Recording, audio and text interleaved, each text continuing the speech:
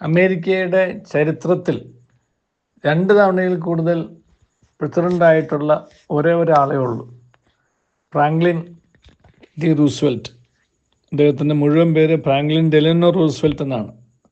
4 തവണ അദ്ദേഹം അമേരിക്കൻ പ്രസിഡൻ്റായിരുന്നു. ഐക്യരാഷ്ട്ര സംഘടന, യുണൈറ്റഡ് നേഷൻസ് ഓർഗനൈസേഷൻ ആ പേര് നിർദ്ദേശിച്ച അദ്ദേഹമാണ്. അദ്ദേഹം തന്നെയാണ് അണുബോംബ് ഉണ്ടാക്കാൻ അമേരിക്കയ്ക്ക് അനുവാദം കൊടുത്തതും. എന്തുവാട്ടെ, അദ്ദേഹത്തിൻ്റെ അഭിപ്രായത്തിൽ fear is the only thing that we need to fear. ഈ ഭയത്തെയാണ് നമ്മൾ ഭയപ്പെടേണ്ടത്. ഭയം എന്നുള്ളത് നമ്മുടെ ജീവിതത്തിലുണ്ടാകുന്ന സ്വാഭാവികമായിട്ടുള്ള ഒരു കാര്യമാണ്. കാരണം നമ്മുടെ ശക്തിക്ക് അപ്പുറത്ത് എന്തോ ഒന്ന് നമ്മെ കീഴ്പ്പെടുത്തുമെന്നും നമുക്ക് നേരിടാനാവാത്ത എന്തോ ഒന്ന് നമ്മുടെ മുമ്പിലുണ്ട് എന്നൊക്കെയുള്ളൊരു തോന്നൽ, അത് സ്വാഭാവികമാണ്. അത് ഒരർത്ഥത്തിൽ ആവശ്യവുമാണ്.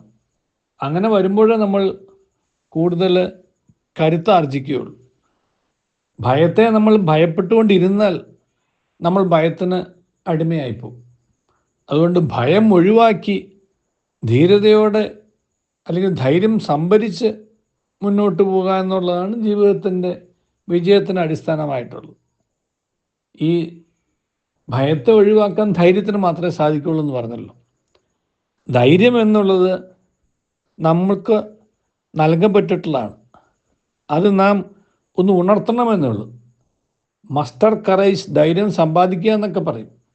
ധൈര്യം സമ്പാദിക്കുക എന്ന് പറയുന്നത് നമ്മിലുള്ള ആ ധൈര്യത്തെ നമ്മൾ ഉണർത്തുന്നതാണ് യഥാർത്ഥത്തിൽ. ഭയം സ്വാഭാവികമാണെന്ന് പറയുന്ന പോലെ തന്നെ ആ ഭയത്തെ നേരിടാൻ ആവശ്യമായിട്ടുള്ള ധൈര്യവും നമ്മിൽ നിക്ഷിപ്തമാണ്.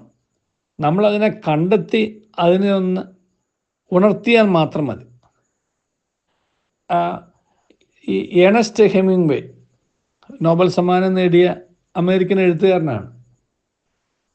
അദ്ദേഹത്തിൻ്റെ ചെറുകഥകളും ജേർണലിസ്റ്റും കൂടെയാണ്. കഥകളും എഴുത്തുകളും എല്ലാം ധാരാളം സമകാലീന ചരിത്രത്തിൽ പോലും ചർച്ച ചെയ്യപ്പെടുന്നതാണ്. അദ്ദേഹത്തിൻ്റെ ഒരു അഭിപ്രായത്തിൽ ഈ കറേജ് എന്ന് പറയുന്നത്, ധൈര്യം എന്ന് പറയുന്നത് ഗ്രേസ് അണ്ടർ പ്രഷറാണ്.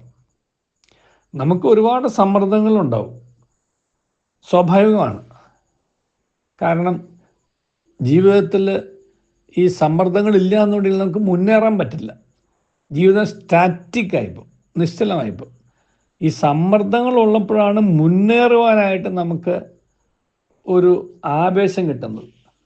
ഈ സമ്മർദ്ദങ്ങൾ നമുക്ക് തരുന്ന ആവേശം എന്ന് പറഞ്ഞാൽ മുന്നോട്ട് പോവുക എന്നുള്ളതാണ്, അതിജീവിച്ച് മുന്നോട്ട് പോകുക എന്നുള്ളതാണ്. അല്ലാത്ത പക്ഷം നമ്മൾ അവിടെ കടന്നു പോകും. അപ്പോൾ ഈ സമ്മർദ്ദങ്ങളെ അതിജീവിക്കാൻ നമുക്ക് ധൈര്യം വേണം.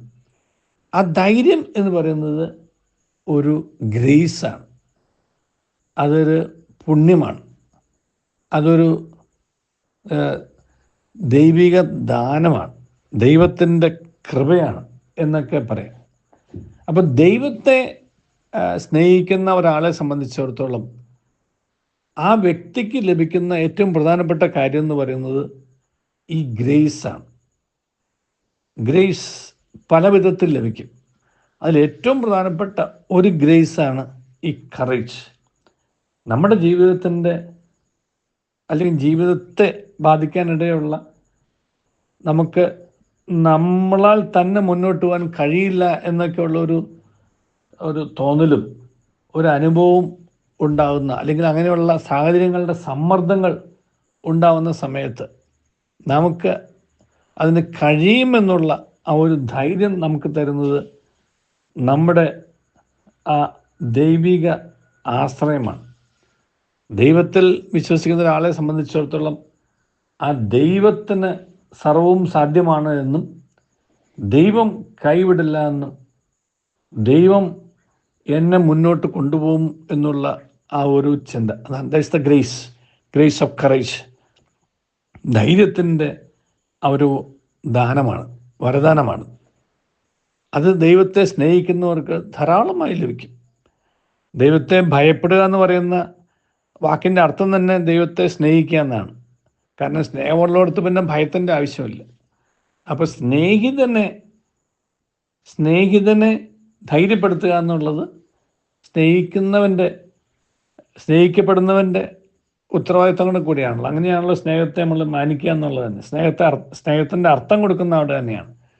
സ്നേഹിതന് കൊടുക്കുന്ന സംരക്ഷണം, സ്നേഹിതന് കൊടുക്കുന്ന ആ മാർഗദർശനം, സ്നേഹിതന് കൊടുക്കുന്ന ആശ്വാസം, സ്നേഹിതന് കൊടുക്കുന്ന ധൈര്യം, അതെല്ലാം സ്നേഹിക്കപ്പെടുന്നവൻ്റെ ഉത്തരവാദിത്തത്തിൽപ്പെട്ടതാണ്.